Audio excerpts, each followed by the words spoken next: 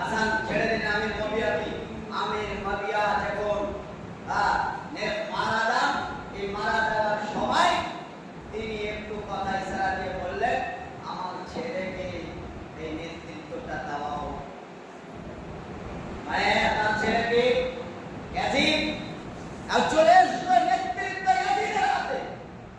সমস্ত সাহাবীরা ইয়াজিদের বিচক্ষণতা এটা সবাই মেনে নিয়ে চলেছে, না দেশ চালানোর মতো যোগ্যতা আছে এবং সে ট্যালেন্ট আছে, অনেকে মেনে নিয়েছিল, কয়েকজন বড় বড় সাহাবী ছাড়া।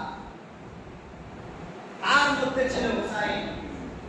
তিনি বললেন যে আমার বড় ভাই বাপের নেতৃত্ব রাষ্ট্রপুর চলবে না বলে ছেড়ে দিল, আমি মবিয়ার ছেলে এই ইয়াজিদ নেতৃত্ব দিবে, এটা মানা যাবে না। তিনিও বিরত থাকলেন।